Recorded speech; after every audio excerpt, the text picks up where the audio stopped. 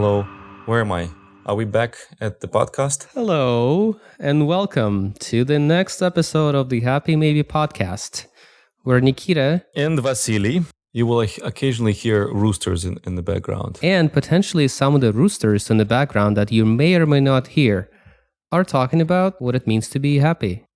All kinds of ways to achieve it, or at least avoid ways to disrupt the existing happiness. Good. And what we'll talk about today, you will see in a moment. What I would like to ask you, Vasily, is what's your main social media? Like, do you associate yourself most with a particular social media platform? You know, I'm one of those people who prefers not to openly admit any association with any social media, unless asked. So basically, I'm saying that whatever I name, I don't consider myself an aficionado or heavy user, although maybe in reality I am. Okay. X, previously Twitter, I use it a lot, but not mostly for consumption, not for socializing. It's a bit difficult network to socialize on because if you don't have a lot of clout, you basically go unnoticed. Instagram, I try to use it sparingly, but end up using profusely, and Facebook. But because there's some professional groups on Facebook that are like irreplaceable, it's kind of like Reddit, but I feel more comfortable on Facebook sometimes.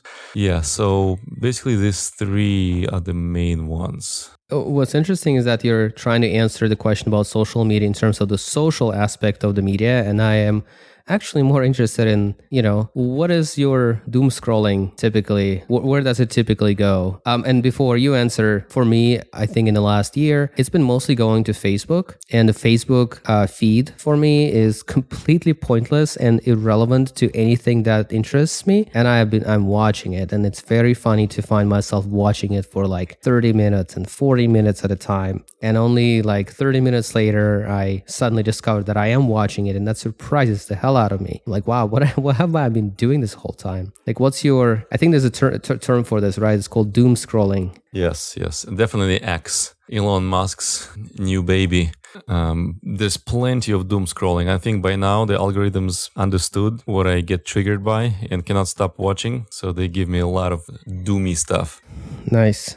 So you probably figured out by now that I'm somewhat interested in talking a little bit about social media, and a lot has been said about social media and how this can relate to, life satisfaction or feelings of loneliness or decreased happiness, I guess. So historically, I personally didn't use Facebook until I was almost forced to start using Facebook when in school my teachers started using Facebook groups to post homework. So I had no choice but to join. But around the time when I was in school, I still had a chance not to use it. So I was really, really trying not to. And then I, joined it. I'm actually talking not about the Facebook. I'm talking about the Russian Facebook that is somewhat less known, but looked back in the day almost exactly the same. And I was, say, 15 years ago, the VK. Yeah. And I was going through the process of deleting my VK profile 3 years ago or so. And it was such a weird experience just reading my public messages from much younger version of myself,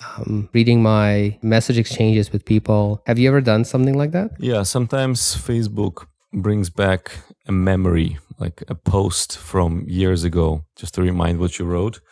And it's always cringeworthy for me. Like, I cannot get rid of the feeling of like, oh, I was trying to be funny here, or profound, or provocative, or banal. It's very unimpressive, and I kind of want to delete it when I see it. Yep. I have a blog post titled, "You Have the Right to Be Wrong." And I was trying to imagine someone we consider a famous and time-worthy writer, like someone, I don't know, the Shakespeare, for example. So imagine Shakespeare grew up in a time when there is social media, and imagine like a much younger version of Shakespeare to be using the social media to post about stuff that he cares about. I would imagine the much younger version of Shakespeare would not have been as, I don't know, as insightful, possibly. So I do remember that experience of cringing at everything that I wrote, and realizing how cringy it was, it helped me. And at the time, I almost stopped using the Russian Facebook. I decided to, kill it. So I deleted my profile. I unfriended every single person, and I deleted every single public post message, and to the point where there is no longer a profile. It just doesn't exist anymore, and you can't even find it anywhere, which is nice. It's dissolved. Your internet history doesn't exist for your teenage years. Yeah. And it was relatively easy for me to do, partially because at the time when I was doing it, I almost stopped using it. Okay, you're detached already, but right. Your hand didn't stutter, shake, how to say that, when you were... Waver. When you were about to click delete forever. It was a very cleansing sort of experience for me, at least. What was a lot more interesting, and this is what I want to talk about really, is how much do I need to pay you, for example, for you to delete your, let's say, Twitter account, the X account? Like how long, how much do you, what are you willing, what will be your price? What's the price of losing it? What's the price of losing it? You give me your password, I change the password, and I throw it out of the window, and I registered, I moved the email. You can no longer open it, you can no longer post. And you carefully remove all the posts also, one by one. Yeah, I write a script and I delete all of the content you've ever generated, everyone you're subscribed to, etc. And I will not know who I'm subscribed to. As a hypothesis, how does it feel? It almost feels like I shouldn't be putting a price on it and should want this somehow naturally. These networks, they save themselves by becoming suddenly relevant in some kind of professional sense. Or maybe they tout themselves as the fastest, the most truthful place to get the latest updates. I get pulled in by some whirlwind of exciting news, usually doom news about conflicts between countries. And then I go to X and it gives me so much sort of granular detail, but also noise. So I think I should want to free myself from the addiction, but you're putting worth on it. No, I mean, I'll take a couple grand and walk away with it. That's okay. I'm actually skeptical that you'll be able to do it this easily. I started using Instagram just about the time when I went through a divorce. So I thought, well, now I need to rebuild my social connections. So it makes sense to start using Instagram. And I did start using Instagram. It was very cute when I started posting on Instagram and making stories when I didn't know what the culture was. So everything that I produced at the time was very genuine, very cute. I just didn't know any better. And over time, I was very conscious about not getting involved into the game of how many people are subscribed to you, etc. Why does it matter? Why do I have to put a story every time I do anything and socialize and go anywhere at all? Until it became a second nature, and I found myself scrolling through Instagram a lot, just scrolling through it again and again, multiple hours a day. And I think I struggled especially during that time with my personal feeling of loneliness. And even though it is called social media, I was like not really feeling social around it. It turned out that if you have enough people in your profile, almost every day someone is doing something cool that generates enough FOMO for you. Almost every day someone is doing something cool somewhere and you're not, because you're home and scrolling through it. Please share. What are the steps? So I decided to try to stop using it. That was honestly more difficult than, let's say, quitting smoking. And I'm not exaggerating. I found a way to quit Instagram piece by piece, and I have an entire... So this is super interesting, actually, because I don't think I've read anything like this before. But essentially, every day as I was watching the stories and scrolling through the posts, I would always ask myself, do I need to know this? Is this important? Do I care about this person? There were a lot of people who I became friends with just because I developed this social, interaction where you would hang out with someone and the last thing you say is like, oh, cool, man. So what's your Instagram? Yeah, what's your Instagram? And you exchange Instagrams and you're like friends now. And then all of those people, hundreds of them actually, over time just are in my feed that I'm reading about. And I was like, why am I reading about this person if I met them once a year ago and I don't think they even remember me? Why do I know everything about their life on a daily basis? So I got annoyed at them and I unfollow. So I started unfollowing people. Wow. Interesting. And the next thing I learned was that Instagram had at least 3 years ago, Instagram had a limit on how many people you can unfollow a day. So even if you wanted to unfollow hundreds of people a day, you just can't. There is a hard limit, and it's not advertised. So I went through this process over and over again, day after day. I think it took me maybe 6 months or a year, a long time actually, until I arrived from, like, let's say, I don't know, 600 people that I was, following, down to 100 people that I was following, down to 50. And at some point, it turned out the people that I'm following that I actually care about to see what they're up to, I am in contact with them almost on a daily basis. So I don't actually need to know what's happening in their Instagram feed. I will say even more, it is extra cool when you hang out with someone and instead of discussing everything that they have posted, you actually get to ask, like, hey, what are you? How's life? What's going on? Instead of being like, yep. I always find this phrase jarring when somebody says, "Oh yeah, I saw it in your stories." You're like, what? I was going to tell you about my real life experience, but you already saw it in my story. So I basically set myself up for being a little bit too transparent about my cool things with people. But what am I getting out of it? I don't know. Something else that I was surprised about was that I learned that I developed a habit of reaching for my phone and recording a story. And that every time I went anywhere that was worthy of sharing with the world, I would make such recording and I would share it and I would post it, and then I would collect all of the reactions and people saying, hey, hi, good, cool, blah, blah, blah. So it was difficult to stop doing this. I have not used Instagram in, I don't know how long, 2 years maybe? Like a while, multiple years. I have not used Instagram long enough that I don't care about it enough. In fact, sometimes I get into social situations when someone wants to exchange Instagrams and I'm like, you can add me on Facebook or here's my number. And usually that makes people less interested in, connecting because it's not really about connection. I always find it unbelievable. Do you think it really does have this effect? And why would people be less interested in connecting if you don't have Insta for them to look at? I mean, as someone who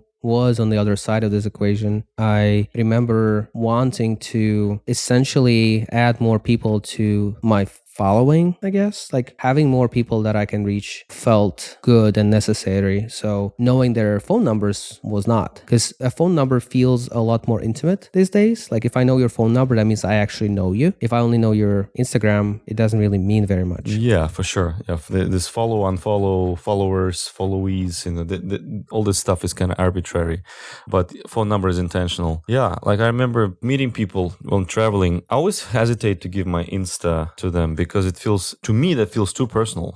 The other way around. Like give you a WhatsApp number, to me, it seems like it's nothing. You can block it, you can mute it, you can archive it. But Instagram gives you like an instant access to a photo roll, like a live presentation of someone, and they'll see mine. It feels very intimate to me. Because that's how I guess how I use it. But my method to use it less is to not have the app installed on my phone, on my primary phone anyway. So I have to go to the website to use it. So it's not as nice, and I cannot post. So that's probably one of the steps you took, I guess, is in the middle. Yeah, definitely. I definitely put effort into disabling any sort of push notifications. I kind of want to talk at some point about this whole idea of unsubscribing from everything that pushes anything towards you, as opposed to choosing exactly the type of information you want to consume. But yeah, I currently have, the only thing I use is Facebook, and I don't use the Facebook app. I use the Facebook on in the browser, and the Facebook in the browser is not very good, intentionally so. So that's one way to limit this thing. You're happy with it?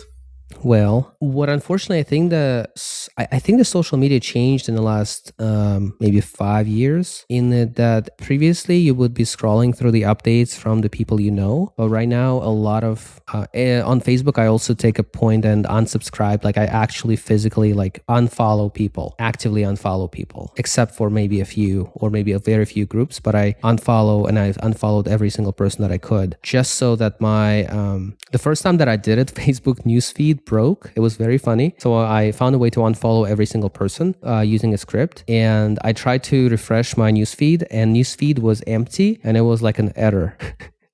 So Facebook just did not expect this to happen. Later on, I learned that they they wanted to prevent this. Right. But later on, when I tried to do the same thing, because I added more people, I realized that they removed the ability to unfollow.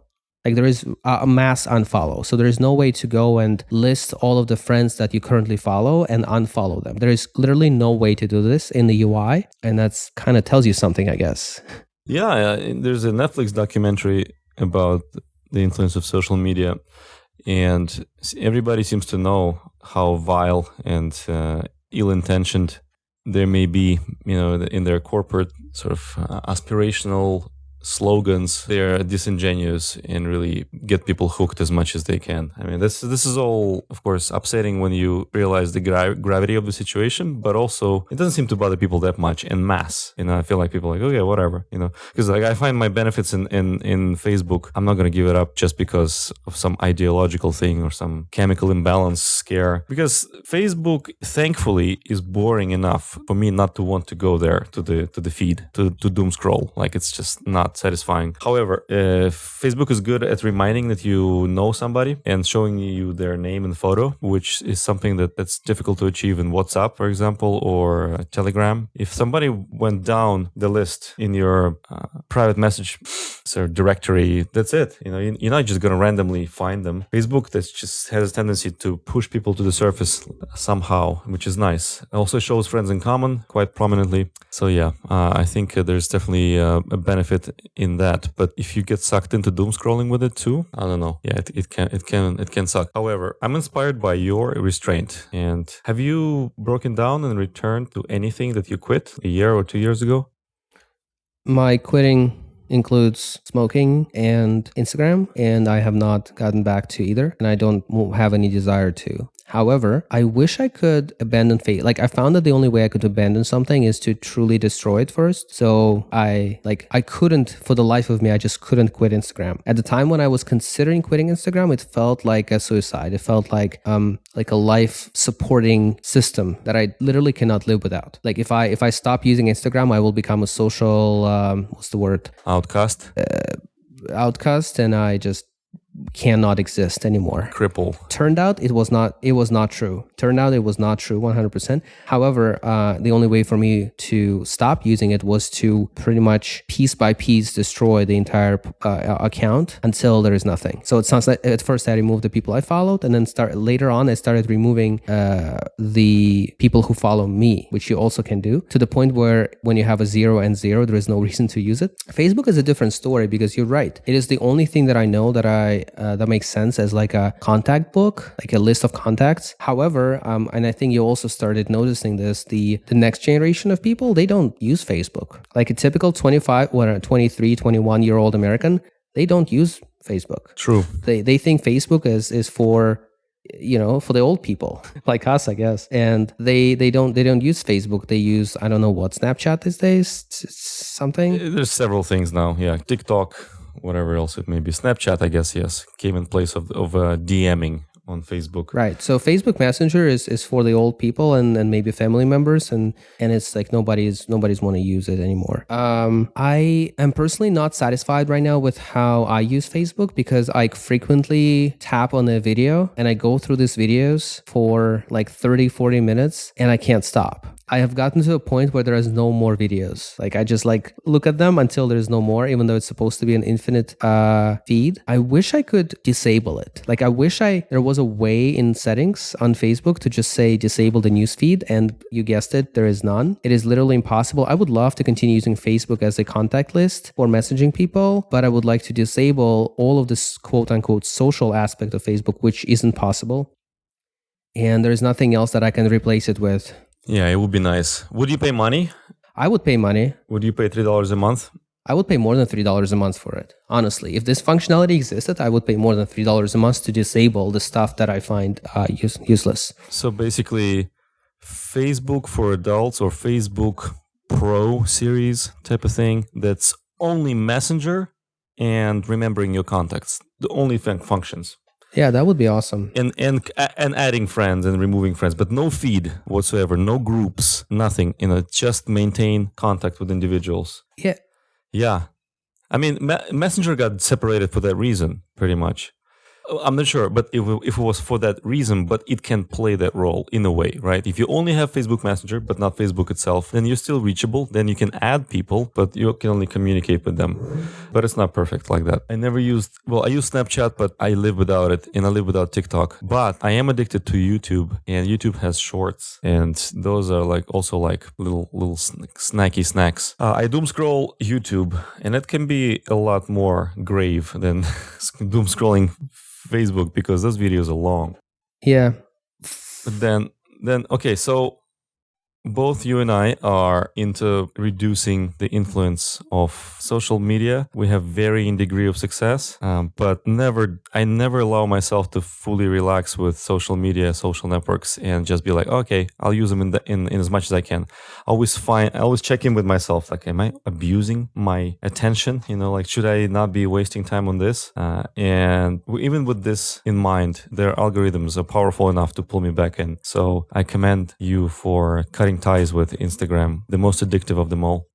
I can see a lot of people who, after listening to us talk about this, might not even be convinced that it is necessary. And what I learned recently is there is a lot of folks who don't have this addictive quality. They don't care about it. Famously, what is this famous author who wrote Call Newport, I think? Oh, yes. Yeah, so he wrote a book called Digital Minimalism, I think, that influenced me quite a bit. And I think what's famous about him is that he's not, if I'm not mistaken, I think it was him who's never used social media, which is crazy. So my philosophy is that it's entirely possible to stay in touch with people without the social media. But yeah, I definitely do feel a lot better without. Go ahead. Yes, I recommend everyone take a look at Cal Newport's books. Deep Work, Digital Minimalism, The Time Block Planner you can buy from him, A World Without Email. I haven't read this yet, but I'd be very surprised if Cal is like, well, you didn't know this about me, but I've never used email. No, probably he did. But anyway, reduction of giving our attention to digital avenues is something we can all benefit from. Yeah. Since we're talking about happiness, I will conclude that I think I do feel better not knowing what people are doing on a Friday night if I chose to stay home. And this is something to think about for those who do care.